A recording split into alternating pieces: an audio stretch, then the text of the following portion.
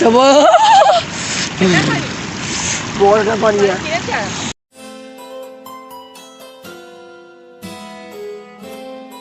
झील सैफ मलूक के सफ़र के बाद जैसे ही हम लोग अपने होटल पहुंचे और चंद घंटों की नींद पूरी करने के बाद इस तरह शुरू होता है हमारा नारान का डे 2।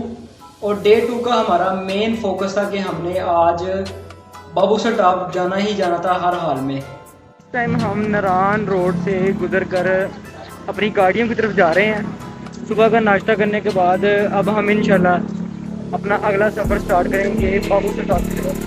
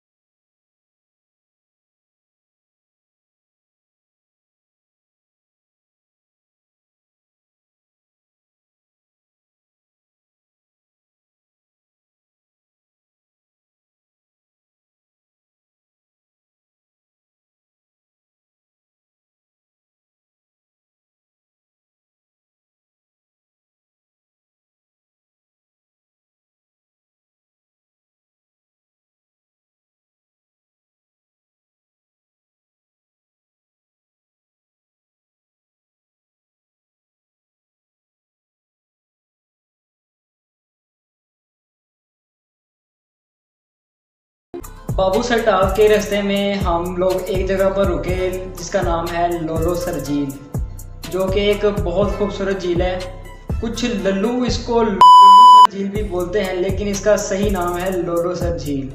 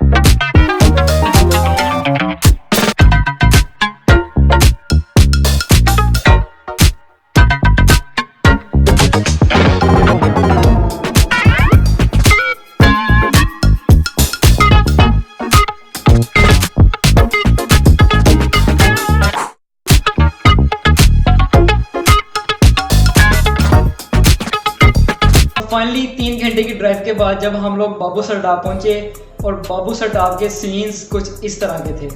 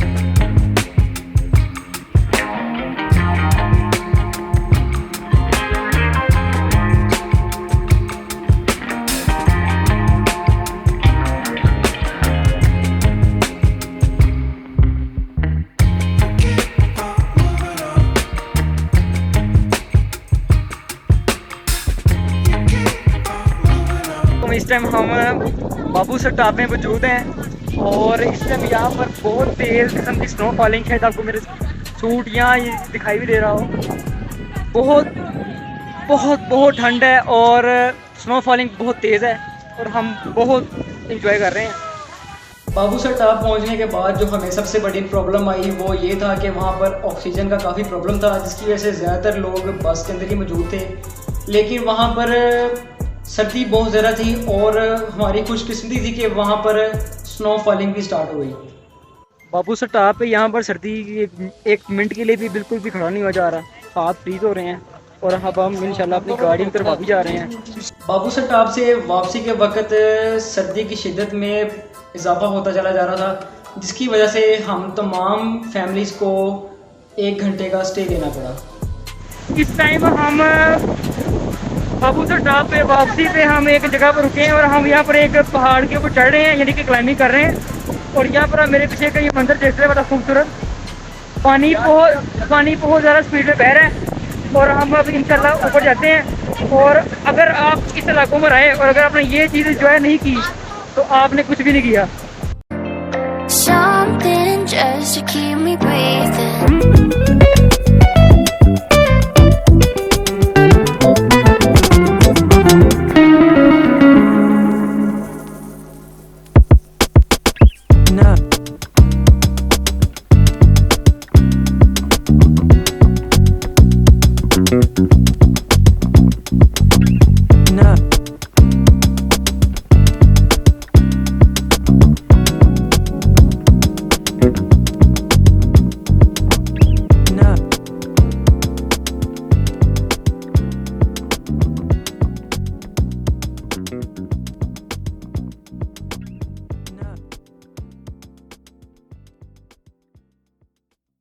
वहाँ पर एक पानी का चश्मा बहुत स्पीड से बह रहा था, जिसके बीच मैं 2 दफ़ा गिरा, लेकिन शुक्र है कि मेरी कोई हड्डी वगैरह ही टूटी, नहीं तो कोई नया ही मसला बन जाना था। लाइव अपडेट कुछ इस तरह है कि मैं अभी इधर पानी में 2 दफ़ा गिरा हूँ, जिसके वजह से मेरे सारे कपड़े गीले हो गए हैं।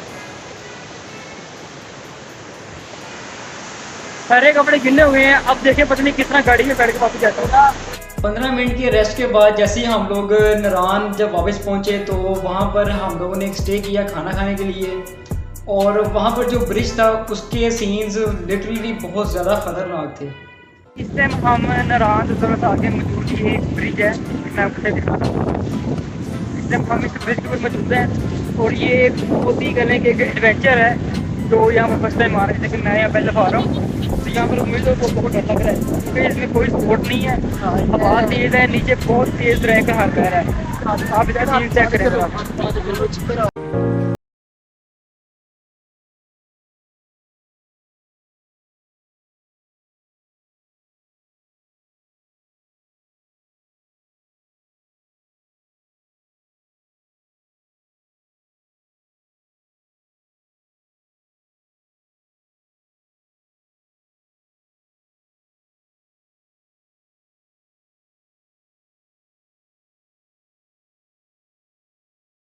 सर्दी की वजह से हमारा जिस्म बिल्कुल टूट चुका था और फिर हमने नारान की सबसे मशहूर चाय पी।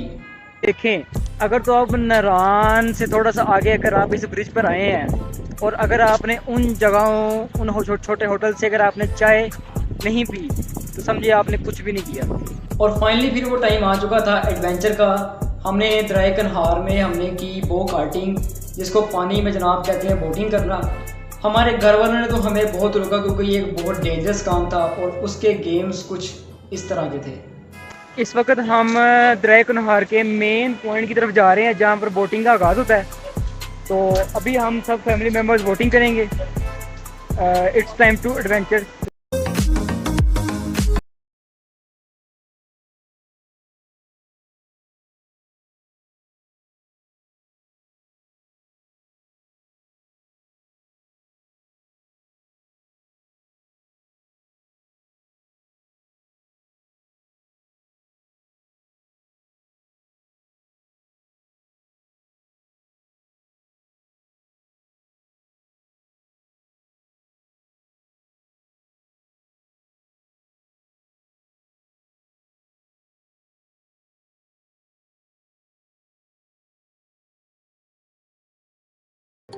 गो कार्टिंग करने के बाद जब हम लोग अपने होटल में वापस पहुंचे और 4 घंटे की आराम के बाद फिर हम लोग निकले नारायण बाज़ार के लिए और वहां जाके हमने फिर अपना पेट पूजा का एहतमाम किया। देखो भाई, बाबू सटाप से वापसी पर बोटिंग की और अब हम अपने होटल में आ चुके हैं और 5-6 घंटे के रेस्ट के बाद अब तकरीबन रात का 1:30-2 बज रहा है। तो हम इस खान भाई से अपना ये खाना वगैरह ऑर्डर तैयार करवा रहे हैं। बाय द वे, नारायण के टूर में हम लोगों ने बहुत ज़्यादा फन किया और अपने किसी भी दोस्त को 1 मिनट के लिए भी सोने बिल्कुल नहीं दिया। होश कर खरगोश, लता को के लगे यार मैं ऊंची बोलने चल रहा है।